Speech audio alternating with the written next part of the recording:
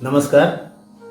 भूमि news के विशेष कार्यक्रम एक मुलाकात में आपका स्वागत है।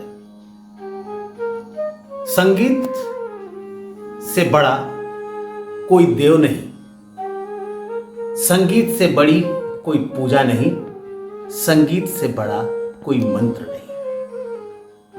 ये हमारे शास्त्रों की उक्ति है। संगीत हमारे जीवन को एक नई दिशा प्रदान करता है और हमारे जीवन को आगे बढ़ने में मदद करता है। संगीत एक सामूहिक कला है। इसमें कवि, कलाकार और वादन के लिए कलाकार, ये जब तीनों मिलते हैं तब जाके एक संगीत उत्पन्न होता है। आज के इस कड़ी में हमारे बीच उपस्थित हैं बांसुरी वादक पवन शर्मा,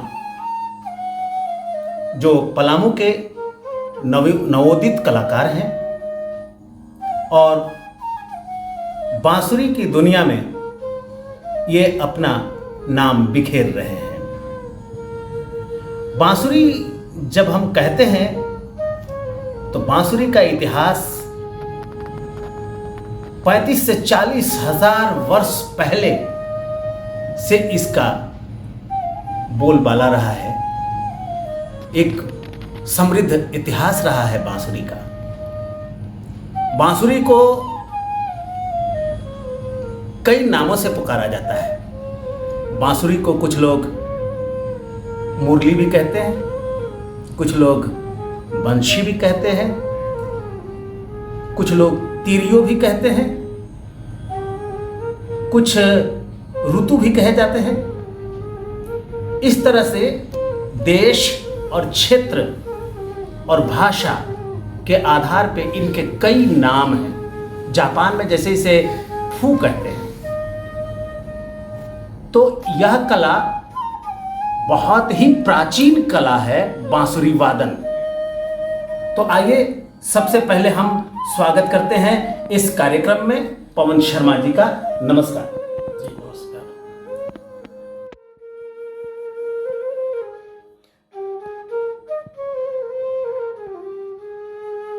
आप बांसुरी वादन कर रहे हैं,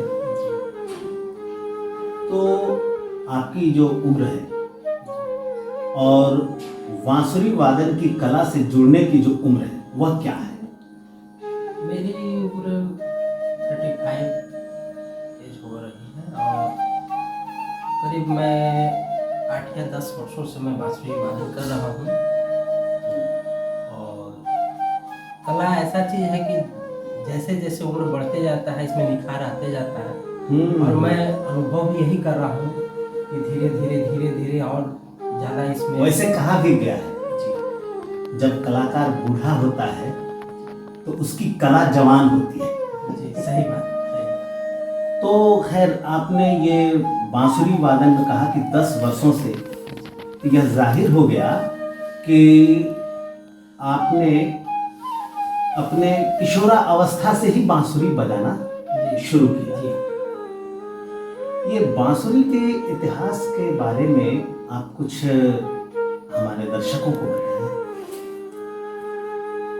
इसका ऐसा है कि मैंने एक बार सोचा, मैंने हमारे पिताजी हमारे पुराने संगीत से सब जुड़े हुए हैं जी। भजन वगैरह घर में होते रहता था। और ऐसे पहले तो मैं तबला भी बजाता था, हारमोनियम भी बजाता था। और लेकिन मैंने सोचा कि कुछ अलग होना चाहिए। हारमोनियम तबला तो यहाँ पर बहुत सारे लोग बजाने वाले हैं, लेकिन हमको लगा कि बांसुरी शायद कोई नहीं बजाता है यहाँ। इसलिए मैंने सोचा कि ना, और हमारे घर में भी एक हर लगभग पुराने घर में कुछ न कुछ बांसुरी रहती थी। एक मेटल का बना हुआ या बांस का बना हुआ या कहीं मिल जाता था मेला में किसी को, तो लगता था कि हम भी बजाते। इसका धुन बहुत सुंदर होता है। इसलिए सोचता है आदमी कि हम भी शायद बजाते, ऐसा हो जाता। तो मैंने एक हमारे घर के बगल में एक थे व्यक्ति, वो रखे थे बांसुरी। तो पहले वो बजाते थे, हम देखते थे उनको। तो हम सोचे कि क्या करें, लेकिन एक दिन मैंने उनसे कहा कि चाचा जी आप क्या बांसुरी हमको देंगे? तो उन्होंने कहा हाँ क्यों नहीं देंगे। उन्होंने एक बांसुरी दिए, लेकिन वो भी अब ऐसे ही रखे ही थे, बजाते वो बहुत कम थे और उतना सीखे नहीं थे वो। लेकिन मैंने उसको लिया और धीरे धीरे धीरे धीरे ऐसे उसमें फूंक फाक करते रहा और उसको स्वर निकालने का अभ्यास करते रहा। लेकिन वो मैंने सीधी बांसुरी से शुरुआत की। उसका कुछ हमको नॉलेज नहीं था कि कैसे बजाया जाए, क्या किया जाए। तब मैंने सोचा कि क्या करें, इसको सही ढंग से मैं बजाऊं, इसमें सरगम है, राग है, कैसे बजाऊं। इसके लिए मैंने डाल्टन में पता किए कि पलामू में यहाँ पर कोई सिखाते हैं कि नहीं सिखाते हैं। तो हमें पता चला कि यहाँ पर एक सच्चिदानंद तिवारी जी हैं, श्री सच्चिदानंद तिवारी, जो पहले पोस्ट ऑफिस में कार्यरत थे। तो हमको पता लगा और मैंने उनसे मिला और उनसे मैं काफ़ी प्रभावित हुआ। उनका विचार व्यवहार से मैं काफ़ी प्रभावित हुआ और मैंने उनके पास गए। तो उन्होंने हमें देखे बजाते हुए, तो कहते कि हाँ हाँ सुर वगैरह आप निकाल लेते हैं, अच्छी बात है, ठीक है, इसमें हम आपको बताएंगे कैसे। मैंने इस कला के हाँ, आपके प्राथमिक गुरु हुए। हाँ, प्राथमिक गुरु हमारे सच्चिदानंद तिवारी हुए। उन्होंने बांसुरी धरना सिखाए। बड़ी बांसुरी मैंने नहीं, जो ये सब आप देख रहे हैं जी, इतनी बड़ी बड़ी मैंने हम नहीं देखे हुए थे। और कहीं से कभी कभी इस साइज की छोटी बांसुरी कभी मिल गया, तो हम सोचे कि यही साइज की बांसुरी होती होगी शायद। अच्छा, एक कंफ्यूजन रहता है जी, जब हम इसके बांसुरी के इतिहास के बारे में थोड़ा अध्ययन करते हैं। जी जी, तो इस बांसुरी का संबंध जी भगवान श्री कृष्ण से है। जी जी, और श्री कृष्ण से है तो कृष्ण का नाम मुरलीधर है, जी बंशीधर भी है। तो जो सीधी बांसुरी है जी, और जिसको आड़ी बांसुरी आप कह रहे हैं, जी, तो क्या इसके नाम को, अगर हम इसको, इस बांसुरी को अगर हम मुरली कहें और जो सीधी ऐसे बजाई जाती है उसको अगर हम बांसुरी कहें तो हाँ कोई दिक्कत नहीं है। वैसा मुरली बांसुरी सब एक ही है, एक ही चीज है, बस केवल नाम का फर्क है। जी, जैसे कोई छोटी हुआ तो उसको हम बंसी भी कह देते हैं, जी, बंसी है जी। और ऐसे एक्चुअली शास्त्रों में लिखा गया है कि ऐसे जो सीधा जो बजाया जाता है उसको सीधी बांसुरी बोलते हैं, और इसको साइड में ऐसे बजाते हैं उसको आड़ी बांसुरी बोलते हैं। सिंपल सी यही बात है और कुछ नहीं है, सब एक ही चीज है। आप बांसुरी वादन करते हैं जी, और अभी देश दुनिया में जी, एक महामारी आई जिसे वैश्विक महामारी के नाम से जाना गया, कोविड-19 को। और उस समय मानव परेशान था और उस परेशानी को आप अपने बांसुरी के धुन में किस रूप में प्रतिबिंबित करना चाहेंगे? जी मैंने ऐसा अनुभव किया कि जैसे इस कोविड के समय लोग काफ़ी परेशान थे और ऐसा लग रहा था कि पूरा देश रो रहा है बैठकर। जी जी जी, और इसी चीज़ को देखते हुए और मैंने एक राग पुरिया जी, जो मैंने अभ्यास किया है जी, और उसको जब मैंने बजाया तो वही चीज़ हमको फील हो रही थी कि पूरा देश सही में रो रहा है। और मैं आपको थोड़ा सा रागपुरिया का एक चीज़ पेश कर रहा हूँ। इसके लिए मैं हमारे गुरुजी हैं श्री सच्चिदानंद तिवारी, उनसे मैं आग्रह करता हूँ कि हमारे तबले पर संगत दें और हमें काफ़ी खुशी होगी कि वो हमारे साथ संगत दें। जी, मैं भी आपके गुरुदेव का स्वागत करता हूँ। नमस्कार। जैसे उसका मैं आलाप लूँगा थोड़ा सा और एक ख्याल उस पर मैं बजा रहा हूँ।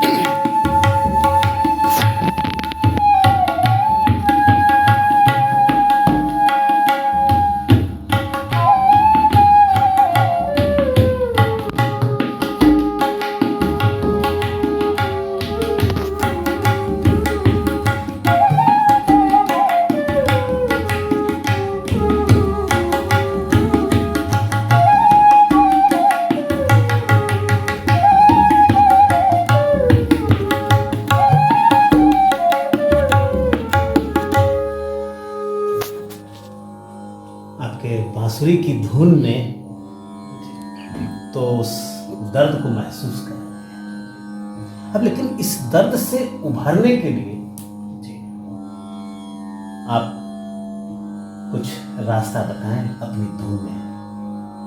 जी। और ऐसे जब कोविड का समय कुछ ख़त्म हुआ, एक हर आदमी में कुछ उल्लास आया कि भाई चलिए कुछ ख़त्म हो चला। अब दुकान वगैरह सब चीज़ खुलने लगा, ऑफिस खुलने लगा, तब एक अनुभव कि चलिए पहले जैसा एक समय आ रहा है और उसमें एक खुशी का अनुभूति हुई। उसमें एक लगा कि चलिए अब हमको लगता है कि जैसे राग पहाड़ी, अब आदमी खुशी से झूम रहा है। जैसे पहाड़ी मैं आपको बता रहा हूँ,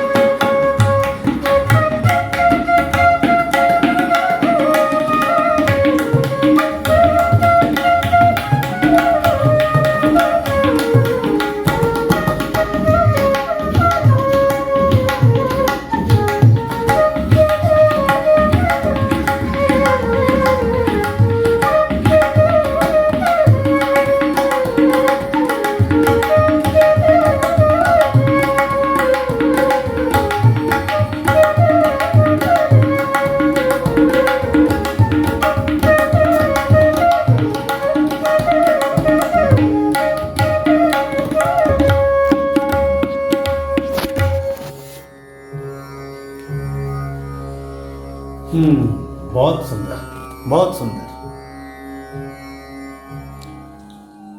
आपने ये बांसुरी वादन के प्राथमिक गुरु जी का तो नाम बताया, जी श्री सच्चिदानंद तिवारी जी। जी और आगे बढ़ते हुए आपने और भी इसकी शिक्षा कहीं और ली है? जी, मैंने तो शुरुआत तो हमारे गुरु जी किए ही, और मैंने इसके लिए काफ़ी इसके प्रति मेरा श्रद्धा प्रेम लगा हुआ रहा। और मैंने बनारस BHU में भी गया, वहाँ हमारे बहुत सारे मित्र भी थे और वहाँ के प्रोफेसर जो एक उनके साथ जुड़ा मैंने, उनसे भी बहुत सारा चीज़ मैंने सीखा। जी। और सबसे बड़ी सौभाग्य में बात है कि बांसुरी के जो एक समझिए कि एक भगवान माने जाते हैं हमारे भारत देश या ऑल वर्ल्ड के, वो हमारे हैं गुरुजी श्री हरिप्रसाद चौरसिया जी। जी जी जी वो उनके साथ सीखने का भी मौका मिला। ये बहुत बड़ा सौभाग्य मेरी बात है और उनका आशीर्वाद से मैं आज जो भी हूँ थोड़ा बहुत बजा रहा हूँ, यही सब बात है। जी, बहुत अच्छा, बहुत अच्छा।